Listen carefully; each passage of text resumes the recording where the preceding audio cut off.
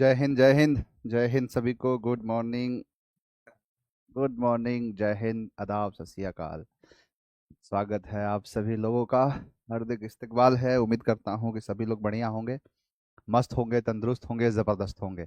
चलिए अब आगे की कहानी को लेके चला जाए। सारी चीज़ों को सीखेंगे, सारी चीज़ों को समझेंगे 24 सेट पर। उम्मीद है कि आपको सेट तो पहले मिल गया है, तो आपने थोड़ी सी जहलत करी होगी इस क्वेश्चंस को लगाने की। नासूर से क्वेश्चन थे, आपसे आराम से बन गए होंगे। बहुत बड़ी चीज़ थी नहीं। तो उम्मीद है कि आपने एक प्रयास, एक जो है क्वेश्चन बनाने का जो तरीका है वो आपने अपनाया होगा, आपने लगाया होगा। आइए बात करते हैं, हम भी आपको समझाते हैं, यानी 24 सेट के सारे सवालों को। सर अब मैं भी पटना आ रहा हूँ आपसे ऑफलाइन पढ़ने के लिए। अरे वाह मोहन, एकदम आ जाओ। चलो, यूपीएससी सीडीएस पेपर 2, पेपर 1 तो कराया था क्वेश्चन कुछ, और पेपर 1 पेपर 2 के सारे क्वेश्चंस मैंने निकाल लिए हैं, वो सारे आपको मैंने दे दिए हैं। चलिए अब आगे की तरफ देखेंगे। देखो, लिखा है कि the leaders views were equivocal on the contentious issue. Equivocal एक शब्द है, आपको मैंने पहले भी बताया है इस शब्द के बारे में। और मैं याद करो वो दिन जब मैंने आपको रूट वर्ड की सारी बातें बताई थी, और रूट वर्ड के अंदर ये सारी चीज़ें मैंने पढ़ाई थी। इनफैक्ट जो बच्चे अभी पढ़ रहे हैं, जो अभी पढ़ेंगे फाउंडेशन 5 में रूट वर्ड, तो उनको भी ये चीज़ें मैं बताऊंगा। चलिए, यहाँ पर क्या है, इक्यू वोकल। इक्यू का मतलब होता है इक्वल, इक्वी का मतलब क्या होता है, बराबर। जो दो चीजों को मिलकर बताता है उसे कहते हैं equi.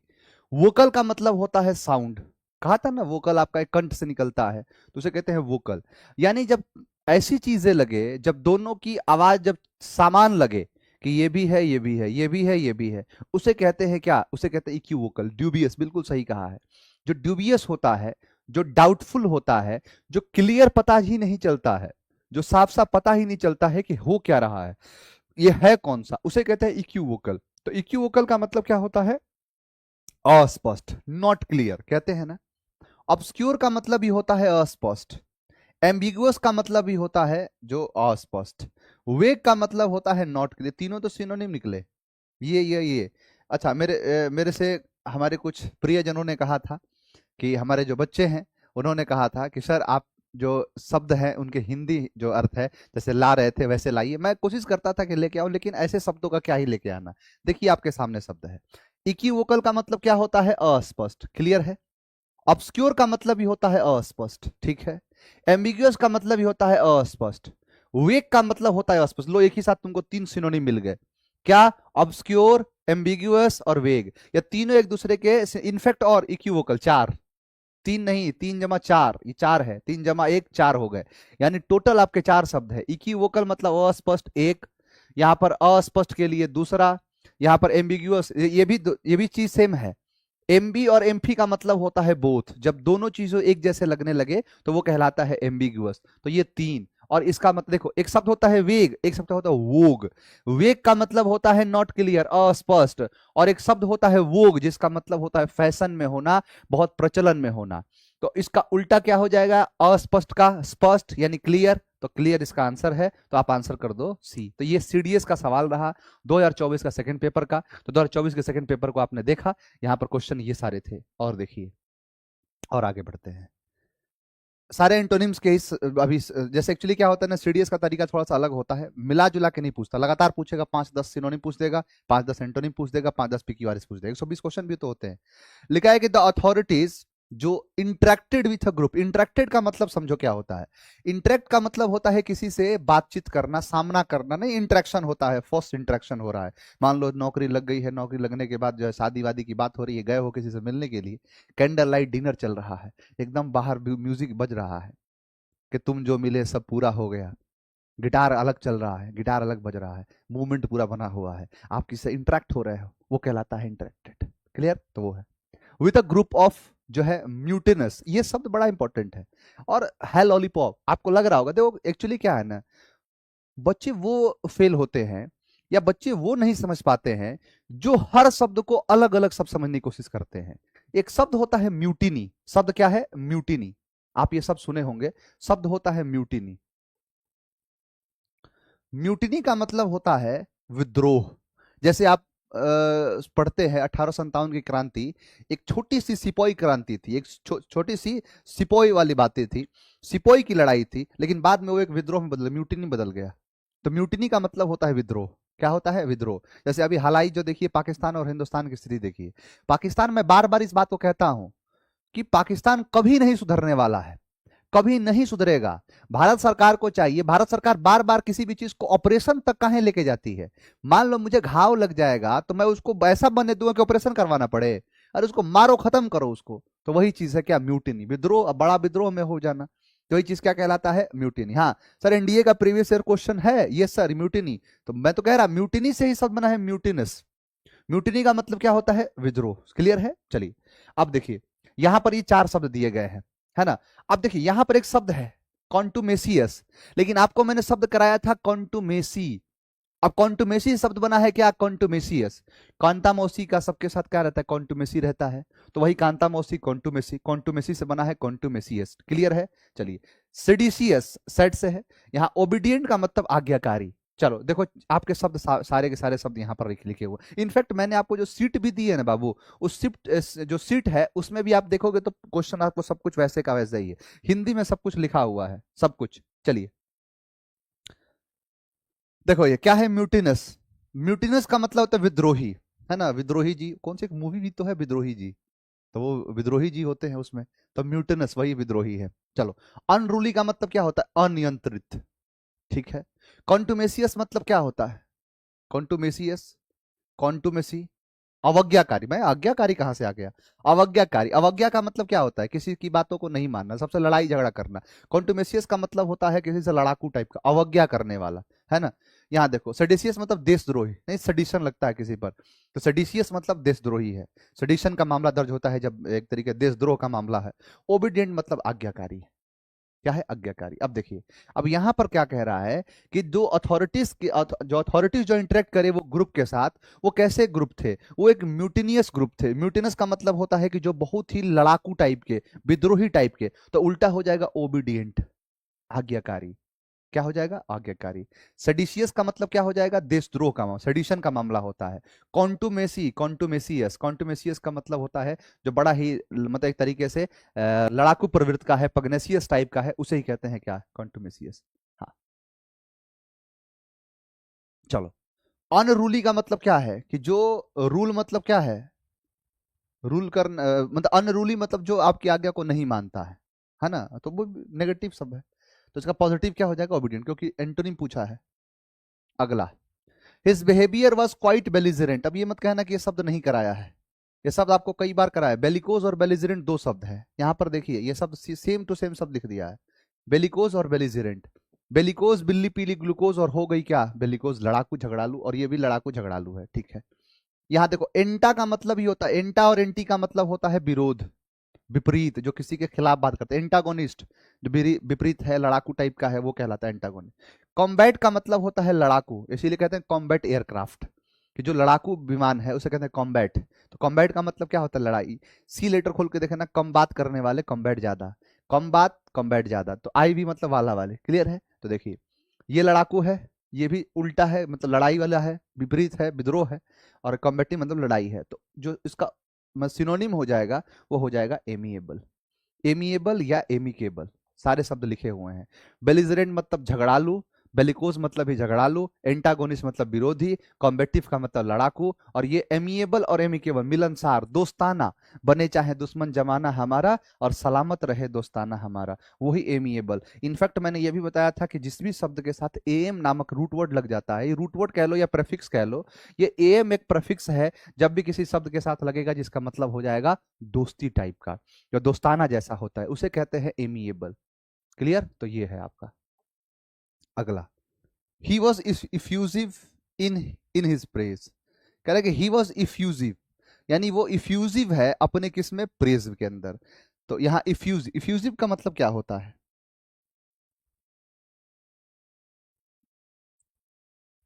X exuberant, profuse, voluble. देखो, एफ्यूजिव का मतलब होता है कि मतलब किसी भी बात को बहुत ज्यादा बोलने वाला, है ना, इफ्यूजिव टाइप का। तो फ्यूजिव का मतलब होता है कि जो बहुत ज्यादा मतलब अपनी चीजों को या फिर हर चीज में बोलता रहता है, उसे कहते हैं फ्यूजिव टाइप। इन हिज फ्रेज, जैसे देखो फ्यूजिव मतलब क्या है, बोलने वाला, या फिर उसको अलग अलग तरीके से बोलते हैं। जैसे मान लो कोई बात बहुत ज्यादा बोल रहा है तो जोशीला कह सकते हैं, लेकिन यहाँ सेंटेंस में इसका मतलब जोशीला नहीं है। यहाँ सेंटेंस में इसका मतलब है कि बहुत ज्यादा मतलब जो है बोलने वाला, जो बहुत ज्यादा बोलता है। ठीक है। एक्सुबरेंट मतलब जो अति उत्साही, ये तो सिनोनिम हो गया एक्सुबरेंट टाइप का, एक्सुबरेंट फीलिंग आ रहा है। प्रोफ्यूज का मतलब अत्यधिक, किसी भी चीज का ज्यादा हो जाना प्रोफ्यूज कहलाता है। वॉल्यूबल, देखो वॉल्यूबल का मतलब क्या है, वो मतलब वॉल्यू जिसका ज्यादा है ना, बहुत ज्यादा बोलना ये है। कम बोलने के लिए रेटिसेंट आता है ना। मितभाषी, अभी हिंदी में तो शुद्ध हिंदी लिख दिया, मितभाषी। अल्पभाषी या मितभाषी कहते हैं, जिसका मतलब रेटिसेंट होता है। कम बोलने वाला जो होता है उसे रेटिसेंट, या मतलब चुप्पी साधता है। रहती है वो शांत, ये भी कराया है, रहती है वो शांत, इसीलिए सब उसे रेटिसेंट कहते हैं। वॉल्यूबल जिसका ज्यादा बोलता है। प्रोफ्यूज का मतलब अत्यधिकता। एक्सुबरेंट का मतलब होता है जोशीला, उत्साही, एक्सुबरेंट फीलिंग। हाँ, टॉकेटिव, टॉकेटिव कह सकते हो, लोकेशियस कह सकते हो। चलो ये देखो, he is often accused of being इनिक्विटस in his conduct. इनिक्विटस बड़ा अच्छा शब्द है। क्या प्रीपोस्चरस, या एक्सक्रेबल, वर्चुअस, या रिबोल्टिंग। देखो इनिक्विटस का मतलब होता है जैसे कि कह सकते हो कैसे, दुष्कर्मी, पापी। जैसे पाकिस्तान क्या है, इनिक्विटस, एक तरीके अधर्मी टाइप का है ना। अधर्मी, अधर्मी नहीं, वहां जितने सब आतंकवादी थे वो सब जितने सब सुअर है, सुअर, उसको सुअर कहते हैं। उसी सुअर को इनिक्विटस तो अच्छा शब्द हो जाएगा इनके लिए। अन्यायी, अधर्मी तो छोटा छोटा शब्द है, सब छोटा छोटा शब्द कह सकते हो। इनको कह लो सुअर, सीधा सुअर है ये सब। ये लोग ऐसे है ना कि किसी मतलब मान के चलो कि किसी ऐसा व्यक्ति निहत्था है, अरे लड़ाई तुमको इतना, माँ का दूध पिए हो ना, तो आओ और सामने आमने सामने लड़के देखो, फ्रंट फुट पर खेलो। तुम्हारे तुम्हारे जाके अपने बाप से पूछना, 93,000 की फौज को सरेंडर करवाए हैं। समझ में आया? तुमको लगता है कि तुम बहुत ज्यादा बगावत करने वाले हो, तो अपने अब्बा लोगों से पूछना, तुम्हारे दादा थे, तुम्हारे बाप के बाप होंगे, उनमें से कोई होगा जो 93,000 की सेना लेके और हमारे यहाँ सरेंडर किए हैं, साइन किए हैं, साइन किए हैं कि हम अपनी स्वेच्छा से सरेंडर कर रहे हैं, हम अपनी स्वेच्छा से अपनी हार मान रहे हैं। उधर जो है, इधर मान के चलो कि हमारी जब लोंगेवाला की लड़ाई थी ना, तो 120 सैनिक थे। पीछे कमांड से ऑर्डर आए थे, ऑर्डर्स जो पास हुए थे, उन्होंने ऑर्डर दिया और कहा कि आपकी सेना कम है, आप लोग कम संख्या में हैं, उनकी सेना बहुत बड़ी है, हमें पता नहीं था कि इधर से कुछ होगा, इसीलिए आपकी सेना कम है, और आपकी सेना कम है तो हम आपसे कहेंगे कि आप वापस छोड़ के चले आइए, आप वापस आ जाइए, आप लड़ाई मत करिए। वहां पर लोग थे, उन्होंने कहा कि लड़ेंगे लड़ेंगे, कोई दिक्कत नहीं, 120 है, 1.25 लाख नु एक लड़ावा, चिड़िया नु में बाज लड़ावा, गिदड़ नु में शेर बनावा। और कहा कि नहीं, हम नहीं पीछे हटेंगे, हम क्या करेंगे, लड़ेंगे। और इधर 93,000 की सेना को बिरयानी खिला के, चिकन खिला के, और बढ़िया से सब कुछ हर तरीके से इनका सेवा सत्कार करके भेजा गया था कि तुम लोग सरेंडर मत करना, सरेंडर मत करना, लड़ना लड़ना। तुम्हारे बाप के बाप लोग जो सरेंडर करके गए हैं। समझ में आया? तुम आज निहत्था लोगों पर वार करते हो, निहत्था लोगों पर आओ सामने सामने। नेवी का जो शहीद हुए ना, उनके पिताजी का सीधा सीधा यही कहना था। उनका कहना यह था कि हमारा बेटा 6 फुट 2 इंच का था, सामने मिलता फाड़ देता, लेकिन अब बंदूक गोली जब चला रहे हो निहत्थे पर, तो क्या ही किया जा सकता है। तो इन लोग को पता नहीं है। समझ में आया? तो ये लोग सामने सामने अगर फ्रंट फुट पर वॉर वॉर करेंगे ना, वॉर क्या करेंगे, वॉर किए हैं और लात जूता खा के सरेंडर करके गए हैं। 93,000, दुनिया की सबसे बड़ी संख्या में 93,000 की फौज इनकी 71 की लड़ाई में सरेंडर की थी। अभी भी इनको समझ में नहीं आता। भारत सरकार को चाहिए ना कि इनको ढंग से, इतना बढ़िया से, अभी 93,000 की फौज की सरेंडर करने के बाद भी अगर इनको समझ में नहीं आया है, तो कम से कम सरकार को चाहिए इस कदर इनको बर्बाद करो, इस कदर बर्बाद करो कि ये लोग कभी बंदूक उठाने की सोचे नहीं। समझ में आया? जिस तरीके से आमेर के राजा मान सिंह ने अफगानियों को इतना मार मारा था, इतना मार मारा था कि जब बच्चा बच्चा रोता था तो कहते थे कि नहीं बेटा रो मत, रो मत, मान सिंह आ जाएगा। वो डर जो था भारतीयों ने तय किया था, वैसा ही डर जरूरी है इनके बीच में बनाना। नहीं, बालक माँ सुनावे बालका, मतलब माता सुनाती बालकों को, ऐसा गौरव गुणगान, भूले नहीं काबुल कभी, मान सिंह दे खंडे दवार। तो वो वाली बात है, ये लोग समझेंगे नहीं। इनको इस कदर बर्बाद करो ना, इस कदर बर्बाद करो। इनके इनके अपने ही देश में बलूचिस्तान जो है, बलूचिस्तान एक देश है, खुल के कहता हूं एक देश है। जिस तरीके से चाइना ने तिब्बत को कब्जा किया है, वैसे पाकिस्तान ने जो है बलूचिस्तान को कब्जा किया है। और ये कब्जा जो है, इस कब्जा को जो है छुड़ाने के लिए बलूचिस्तान बहुत कोशिश करता है, अपने राष्ट्रपति को बनाता है, अपने प्रधानमंत्री को बनाता है, स्वीडन में जाके बैठे रहते हैं वो लोग, स्वीडन में जाके बैठ जाते हैं और जाके वहां पर आराम से जो वहां प्रधानमंत्री राष्ट्रपति बने रहते हैं।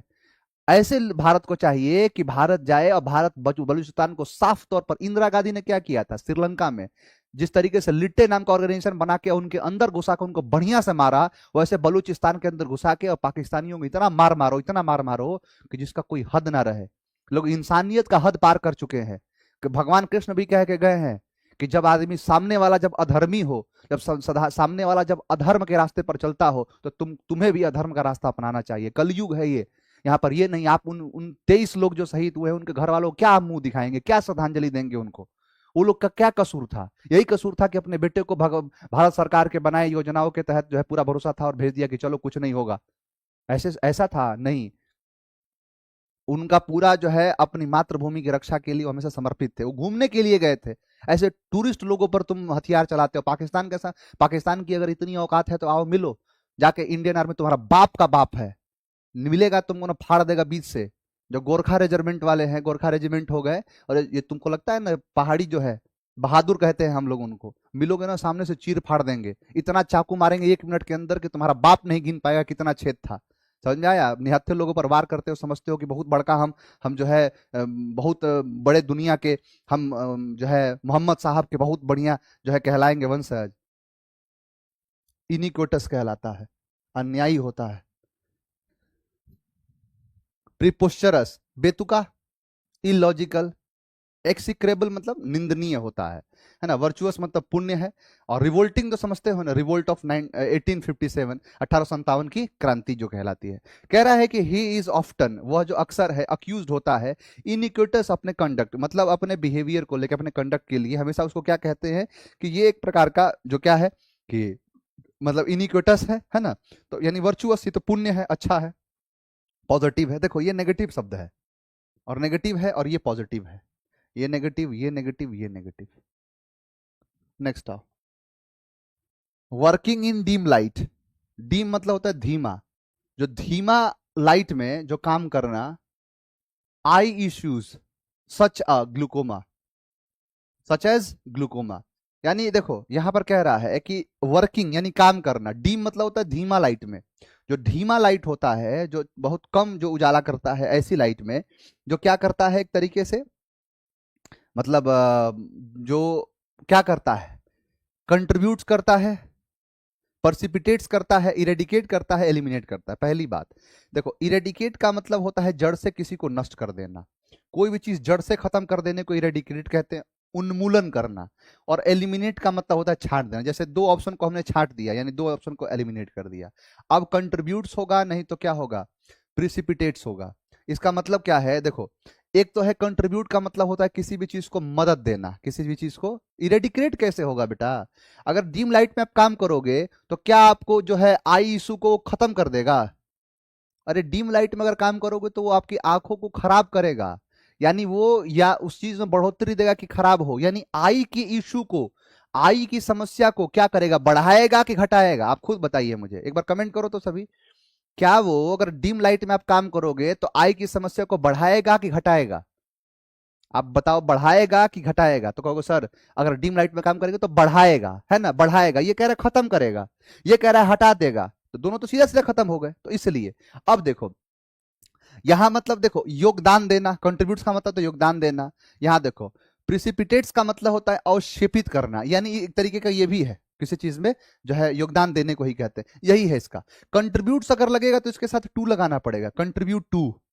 तो कंट्रीब्यूट टू होगा नहीं, तो इसीलिए क्या हो जाएगा, प्रिसिपिटेट्स। चलो ये देखो, कह रहा है कि ही ऑन्स, वह ऑन करता है, सेवरल स्पोर्ट्स कार्स, यानी कुछ जो है, मैंने कुछ मतलब थोड़े ज्यादा, सेवरल मतलब थोड़े ही होता है लेकिन ठीक ठाक थोड़ा, यानी सेवरल स्पोर्ट्स कार को ऑन करता है। And has N life style, उसका कैसा लाइफ स्टाइल है? अब ये सिनोनिम और एंटोनिम नहीं है, ये फिलर्स के क्वेश्चन है। क्या ओप्यूलेंट, क्या जो है ऑकल्ट, यहां ऑक्यूलर, और यहां पर क्या हो जाएगा ऑब्सक्योर। ऑब्सक्योर मतलब अस्पष्ट, ऑक्यूलर का मतलब होता है कि जो भी चीज, जैसे नहीं कहते हैं कि मोनोक्यूलर, बायोक्यूलर, देखने वाले की चीज को कहते हैं ऑक्यूलर, नेत्र संबंधित। देखो लिखिए नेत्र संबंधित। हाँ, ओकल्ट मतलब होता है रहस्यमय। ऑप्युलेंट का मतलब तो समझाया ही, भव्य होता है, पैसा जिसके पास होता है ना। ओप्पो के फोन चलाने वाले क्या होते हैं, सब ऑप्युलेंट होते हैं। तो ये हो जाएगा अमीर या धनी। कि ही ऑन्स, वह ऑन्स करता है several sports cars and has an opulent lifestyle. उसके कैसे लाइफ स्टाइल है, तो ऑप्युलेंट लाइफ स्टाइल है। Those medicines are used to treat kidney infection have been withdrawn from the market. यानी कि जो मेडिसिन्स, यानी दोज मेडिसिन्स, मेडिसिन्स लिविंग है कि नॉन लिविंग है, सर ये लिविंग नहीं है तो हु नहीं होगा, ठीक है।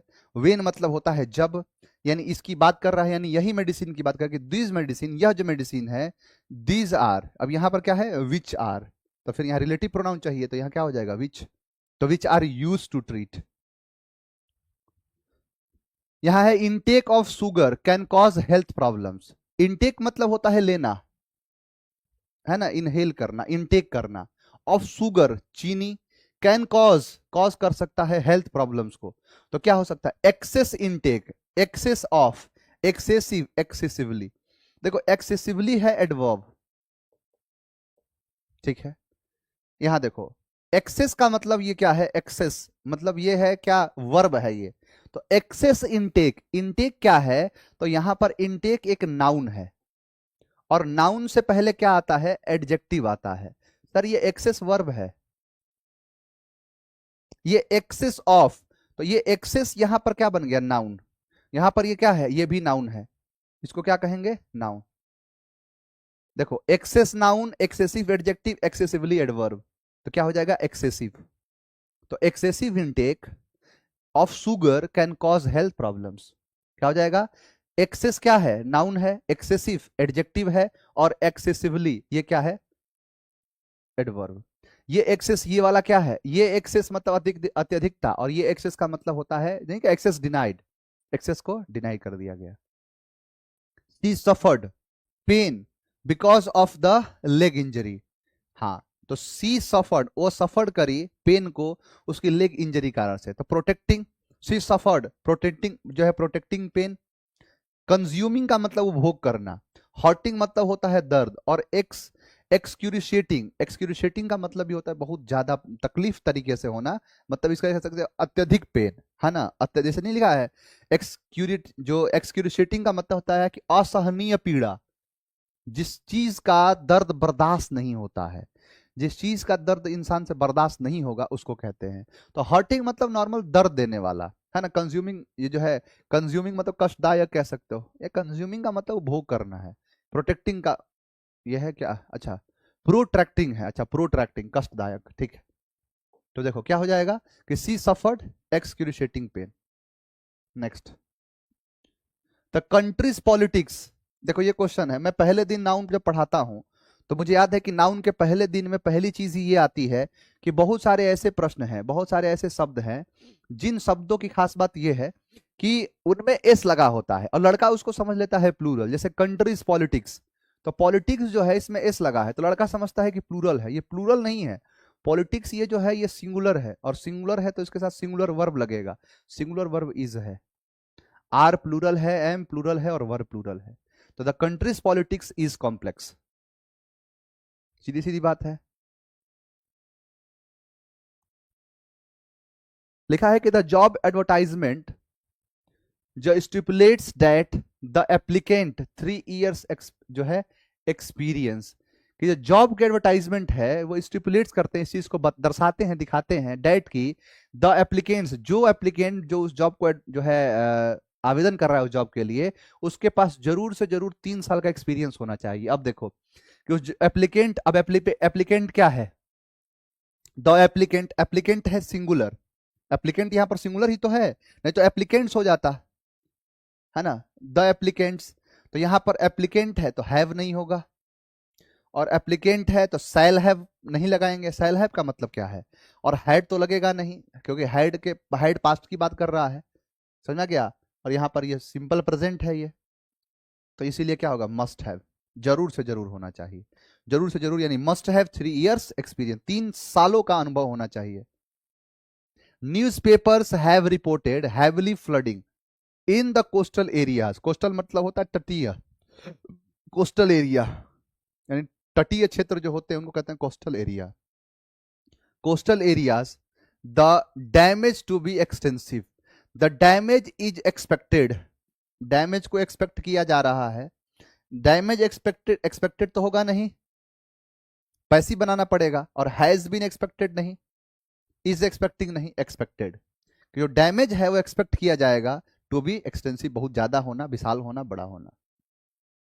The local bank was robbed by a group of main, यानी एक लोकल बैंक को रॉब किया गया, एक ग्रुप है लोगों का, आदमियों का, है ना, उसके द्वारा, और वर आर्म्ड, तो जिनमें से, यानी कौन, मेन, ये मेन है, इस मेन को रिलेट कर रहा है, तो मेन के लिए क्या क्या हो जाएगा, तो होम। देखो यहां पर ये भी ठीक है, होम ये भी ठीक है, लेकिन फोर होम कर दिया है, फोर होम नहीं, फोर ऑफ होम, कि जैसे मान के चलो अगर उनमें से अगर 10 लोगों ने किया है इस काम को, तो उस 10 में से जो 4 हैं उनमें से वो 4 जो थे वो आर्म्ड थे, यानी हथियार से लैस थे, हथियार था उनके पास।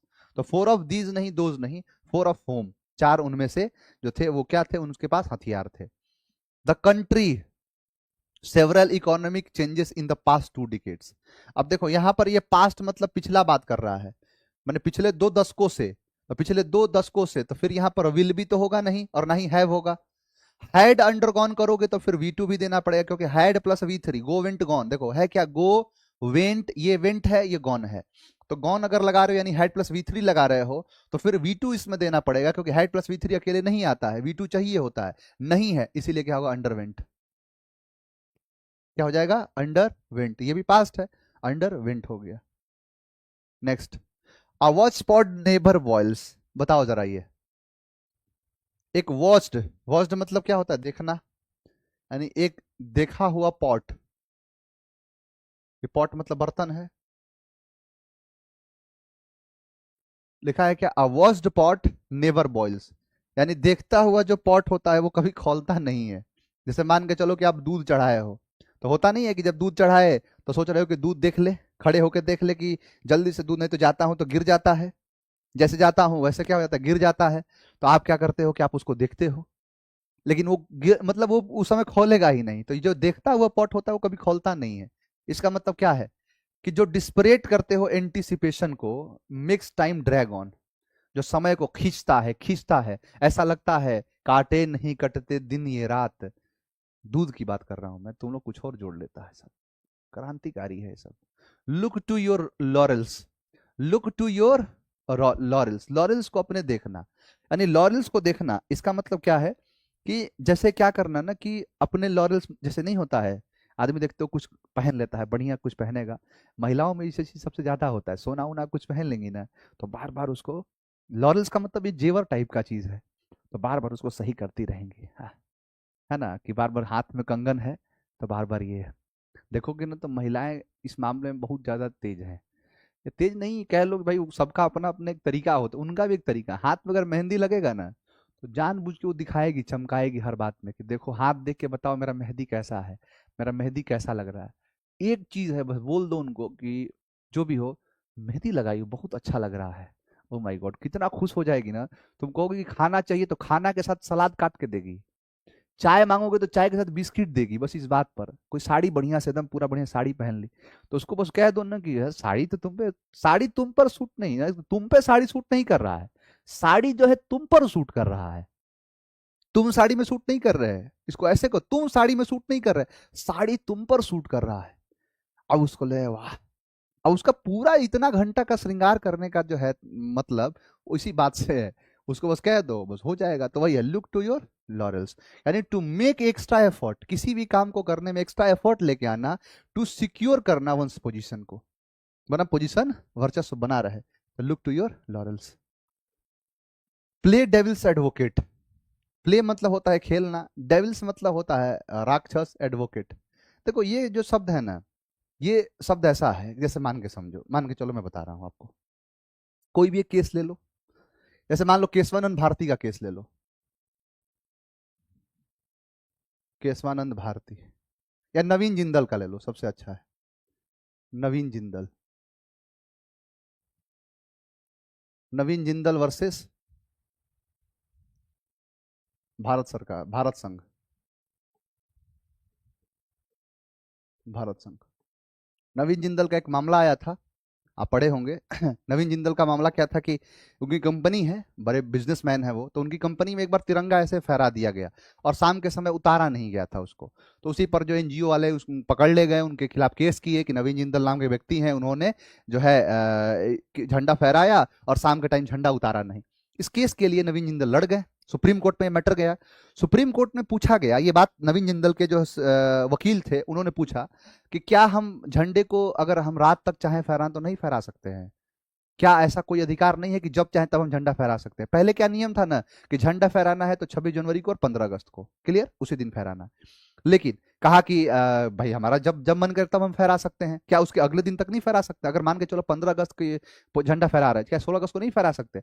सुप्रीम कोर्ट ने इस बात पर निर्णय दिया और निर्णय देके कहा कि बिल्कुल आप चाहें तो फहरा सकते हैं, लेकिन उन्होंने पूरी पूरी चीजों को डिस्क्राइब कर दिया कि आपका जो झंडा होगा वो 3/2, यानी 3/2 का मतलब ये है कि उसकी जो डायमेंशंस होंगे, अगर यहां से मान के चलो कि 3 फीट है तो यहां से 2 फीट होगा, 3/2, 3 × 2 के हिसाब से होगा। उसके ऊपर एक जो ऊपर है वो सैफरन कलर का होगा, नीचे जो है वो ग्रीन कलर का होगा, बीच में जो है अशोक स्तंभ लगा रहेगा, तो ये सब अशोक चक्र इसके अंदर लगा रहेगा। तो ये सारी चीजों को ध्यान में रख के आपको काम करना है। ये सारी बातें उन्होंने पूरा, मतलब सुप्रीम कोर्ट ने डिसाइड, मतलब निर्णय दिया। कहा क्या कि ये केसरिया है, ये बलिदान का प्रतीक है, ये जो है हरियाली जो है समृद्धि का प्रतीक है, सफेद कलर शांति का प्रतीक है, और ये अशोक चक्र जो है ये जो है प्रगति का प्रतीक है। ऐसा होना चाहिए, पूरी पूरी बात को उसने कहा। मैं अगर आपसे एक बात कहूं कि मान के चलो कि इधर नवीन जिंदल का वकील है ना, नवीन जिंदल का एडवोकेट है, और इधर भारत संघ का जो है एडवोकेट है, ये दो लोग हैं। अब जैसे समझना, ये एडवोकेट बात करेगा जिस तरीके से बात करेगा, चाहे कि नवीन जिंदल हार जाए, और ये एडवोकेट बात करेगा चाहे कि भारत सरकार हार जाए, भारत संघ जो है वो हार जाए, उनके जो वकील होंगे वो हार जाए। यानी अपने आप में इसका जो वकील, यानी ये जो है वो इसका डेविल है, और ये जो है इसका डेविल है। यानी ये वकील जो है ये इसको चाहता है हराना, यानी राक्षस, और ये वकील जो है चाहता है कि ये हार जाए, इसका मतलब इसका ये राक्षस है। इसी को कहते हैं डेविल्स एडवोकेट। ये एडवोकेट है, लेकिन डेविल किसके लिए है? नवीन जिंदल के लिए। ये एडवोकेट है, राक्षस किसके लिए है? तो भारत संघ के लिए। किसी दो एंटिटी के बीच में, किसी दो पार्टी के बीच में जब लड़ाई हो जाती है, और लड़ाई होती है तो एक व्यक्ति चाहता है कि ये मेरे क्लाइंट, ये मेरे जो है आदमी को बचा ले, तो जो बचाने वाला है वो दूसरे को हराएगा तभी तो ये बचेगा। तो इसीलिए उनको डेविल एडवोकेट कहते हैं। यही है डेविल एडवोकेट। और प्ले डेविल एडवोकेट का मतलब क्या है? यानी to try to defeat someone by tricking them, ऐसा नहीं है। To perform with a lot of skill, ऐसा भी नहीं है। टू डिले डूइंग समथिंग, नहीं। यानी टू प्रिटेंड करना, टू बी अगेंस्ट, कि दिखावा करना कि मैं क्या हूं, तो तुम्हारे खिलाफ हूं। An idea, against an idea, एक आइडिया के खिलाफ हूं, in order to discuss it more carefully, उसको और ज्यादा डिस्कस किया। हालांकि इसमें मीनिंग कुछ और दे दिया है, लेकिन इसका आंसर यही होगा, इस हिसाब से इसका आंसर ये होगा। लेकिन आपको मैंने बता दिया प्ले डेविल्स एडवोकेट का मतलब क्या है, कि जो राक्षस है दूसरे का। देखो, be in the same boat, be मतलब होना, सेम मतलब समान नाव में होना। अपना भी हाल तुम्हारे जैसा है शाहिद, अपना भी हाल तुम्हारे जैसा है, यानी बी मतलब होना, सेम मतलब समान, बोट का मतलब नाव, यानी समान नाव में होना, यानी to be in the same unpleasant situation. वही है क्या? To be in the same unpleasant situation. मुझे एक इस पे वाक्य आता है, जब भारत में फ्रांसीसी थे और अंग्रेज थे, तो हुआ क्या कि पहले अंग्रेज जो थे, अंग्रेज क्या किए ना कि फ्रांसीसियों का जहाज एक बार पकड़ लिए, और जहाज पकड़ लिए तो डुप्ले हुआ करता था। वो अपने भाई मॉरिशस से अपने भाई लाबुर्दने को बुलाता है, और दोनों मिलकर मद्रास पर हमला बोलते हैं। ना सिर्फ हमला बोलते हैं बल्कि ढंग से कूटते हैं, उनको बढ़िया से मारते हैं। रॉबर्ट क्लाइव के बारे में आपने सुना होगा, वो रॉबर्ट क्लाइव को गुलाम, मतलब कैदी बना के रखे हुए थे। इधर से लाबुर्दने उनसे पैसा वैसा लेके चला जाता है। बात जब आप कर्नाटक वॉर पढ़ोगे तो उसके बाद कहते हैं कि दूसरी जब लड़ाई हुई थी, ये आंतरिक मामलों की लड़ाई थी, अपने प्रांतीय जो है लोग थे उनसे लड़ाई। अनवरुद्दीन की सेना जो थी वो डुप्ले की सेना से लड़ जाती है। डुप्ले की जो सेना थी उसका सेनापति था, कहते हैं कि जो मतलब डुप्ले का सेनापति जो था, जिसका नाम था पैराडाइज। पैराडाइज ने उनको मारा, इतना मारा था कि वो लोग 10,000 की सेना छोड़ के भागे थे। 10,000 की सेना लेके आए थे और वहां पर भाग गए थे। अनवरुद्दीन भागता भागता अंग्रेजों के पास गया और कहा कि बहुत मारे हैं, बहुत मारे हैं मुझे। उधर से अंग्रेज भी कहता है मी टू, मुझे भी बहुत मारे हैं। तो इन the same boat, B in the same boat, यानी एक ही नाव में रहना, एक ही बोट में रहना, जिसका मतलब है कि जो तुम्हारा हाल है वो अपना हाल है, जो अपना हाल है वो तुम्हारा हाल है। तुम्हें अगर कूटा है तो हमें भी नहीं छोड़ा है, हमें भी ढंग से कूटा है। तो वही कहलाता है B in the same boat. आप पढ़ते हो कर्नाटक की जो दूसरी लड़ाई थी, सेकंड कर्नाटक वॉर जो था, वो आंतरिक मामलों की लड़ाई थी, उसी में दोनों सब गुट बनने लगे। तो वही चीज है। उसके सेनापति जो है, कहते हैं उसका सेनापति का नाम था महफूज खान, नाम था महफूज खान। डुपले का सेनापति था जो है पैराडाइज, इतना मारा था कि पैराडाइज पहुंचा दिया था उन लोगों को। तो वही क्या है, इन द सेम बोट, यानी एक नाव में होना। यानी दो एक बराबर, जैसे ना विपरीत स्थिति या खराब स्थिति होती है और दोनों के साथ ही है, वही कहलाता है। चलो, टिल्ट एट वाइंड मिल्स या विंड मिल्स कह लो। टिल्ट का मतलब होता है झुका हुआ, नहीं कहते कि जो अर्थ जो है वो टिल्ट है थोड़ी सी, यानी झुकी हुई है। तो झुकी हुई है, इसका मतलब क्या है?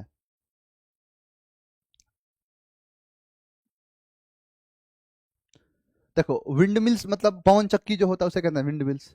यानी to be young and inexperience, ऐसा तो कुछ इसका मतलब नहीं है टिल्ट से। टू सेलिब्रेट गुड न्यूज, ऐसा भी नहीं है। टू ब्लो हॉट एयर, क्या तुम इसको समझ रहे हो क्या कि विंड मिल से एयर होगा, इसलिए काट दिया। टू वेस्ट टाइम, समय को वेस्ट करना। डीलिंग विथ एनिमीज, एनिमीज के साथ डील करते हुए। एंड प्रॉब्लम्स को डेट डू नॉट एग्जिस्ट, जिस चीज का कोई मतलब ही नहीं है। अगर मान के चलो कि आपने विंड मिल्स लगाया और टेढ़ा कर दिया उसको, तिरछा कर दिया उसको, अब वो थोड़े ना हवा से बढ़िया से काम करेगा, तो वो एग्जिस्ट ही नहीं करेगा। तो इसीलिए क्या कर देना, वेस्ट करना टाइम को अपने दुश्मन के साथ, वही चीज कहलाता है क्या, to waste time dealing with enemies and problem that do not exist. Consequently, चलो आज आज आप ऐसे शब्द जो हैं जो आपको मैंने कराया है कि सीडीएस में, जैसे आप सबको पता है कि सीडीएस में जो क्वेश्चंस आते हैं वो वैसे ही आते हैं, पार्ट्स ऑफ स्पीच वाले, है ना, ग्रामेटिकल प्रोफाइल आपको बताना पड़ता है। देखो, यहां पर है कंसिक्वेंटली, आपको मैंने कराया था एडवर्ब ऑफ रीजन। तो रीजन क्या है, हेंस देंस कंसिक्वेंटली। तो ये क्या है, एडवर्ब। ना सिर्फ आप लिखोगे एडवर्ब बल्कि बताओगे adverb of reason, adverb of reason, consequently, answer B. His only answer, his only answer. अब देखो, यहां पर है कि आंसर और यहां पर है ओनली, ये है नाउन, और नाउन से पहले आने वाली चीज क्या कहलाती है, एडजेक्टिव। तो आंसर क्या होगा, बी। टू स्विम, तैरना, क्या है, इन्फिनिटिव वर्ब। क्या है ये, इनफाइनाइट वर्ब के अंदर आता है इन्फिनिटिव। तो यही क्या है, to swim. To plus V one को क्या कहते हैं, infinitive. V one plus I N G को क्या कहते हैं, जीरंड। और यहां पर आता है पार्टिसिपल, तीन प्रकार के, present participle, past participle, perfect participle. तो क्या हो जाएगा, infinitive verb. I did not tell him anything except, सिवा किसके, that I needed the money. एक सेंटेंस ये है और एक सेंटेंस ये है, इन दोनों के बीच में दोनों काम किसका कर रहा है, कंजंक्शन का। तो आंसर क्या हो गया, conjunction. She married eight 18 and gave birth to her first child shortly thereafter। इसके बाद thereafter, अब ये क्या है, एडवर्ब है। क्या प्रोनाउन है, नहीं सर। डिटर्मिनर भी नहीं है। एडजेक्टिव तब होगा जब नाउन होगा, नाउन है नहीं, तो इसीलिए क्या होगा, एडवर्ब। thereafter, हाँ, पार्ट्स ऑफ स्पीच ही है ये। चलो, 2024 का सीडीएस का पेपर है ये। अच्छा, जरा इसका आंसर बताना, ये क्वेश्चन जो है देखो जरा, उसका आंसर बताओ, फिर मैं कुछ चीज आपके साथ डिस्कस करूंगा।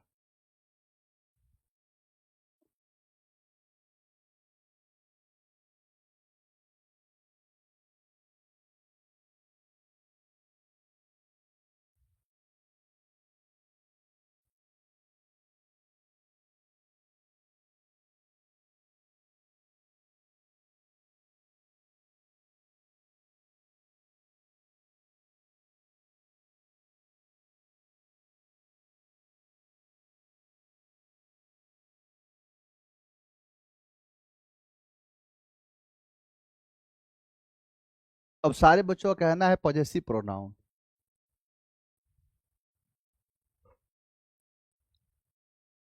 सभी लोग कह रहे हैं सर पॉजेसिव प्रोनाउन है, पॉजेसिव प्रोनाउन है। ठीक है, क्लास एक नाउन है, तो नाउन से पहले एडजेक्टिव होता है, नाउन नहीं है। रिफ्लेक्सिव है नहीं। अच्छा, न्यूमेरल नंबर बताता है, 1 2 3, न्यूमेरल एडजेक्टिव क्या कहा था, 1 2 3 4, सम, मेनी, ऑल, ये सब होता है न्यूमेरल एडजेक्टिव, नंबर नहीं है। तो अब आंसर बचता है पॉजेसिव प्रोनाउन। बाबू ये पहले तो ये बताओ, प्रोनाउन है ये? पॉजेसिव एडजेक्टिव भी नहीं हो सकता है, ये पॉजेसिव एडजेक्टिव ही है। ये क्वेश्चन गलत है। सीडीएस के द्वारा पूछा गया क्वेश्चन, सीडीएस के द्वारा पूछा गया सवाल ये पूरी तरीके से गलत है। कारण क्या है कि जब आप कह रहे हो कि प्रोनाउन है, क्या नाउन के पहले प्रोनाउन आता है? नहीं, ये क्वेश्चन गलत है। लेकिन अगर इसमें आंसर देने की बात होगी सुचारू तरीके से, तो आंसर देश देने की जब बात होगी तो वो हम ए भले दे देंगे, क्योंकि आपको कहा था ना कि जो है my mine, your yours, his his, तो ये हीज एक पॉजेसिव एडजेक्टिव भी है, पॉजेसिव प्रोनाउन भी है, लेकिन ये पॉजेसिव प्रोनाउन नहीं है। इस सेंटेंस के अंदर हम बताएंगे ना। अब हीज होने को तो पॉजेसिव प्रोनाउन होता है, लेकिन सेंटेंस में क्या है, तो सेंटेंस में है पॉजेसिव एडजेक्टिव। ये क्वेश्चन गलत है, ध्यान रहे।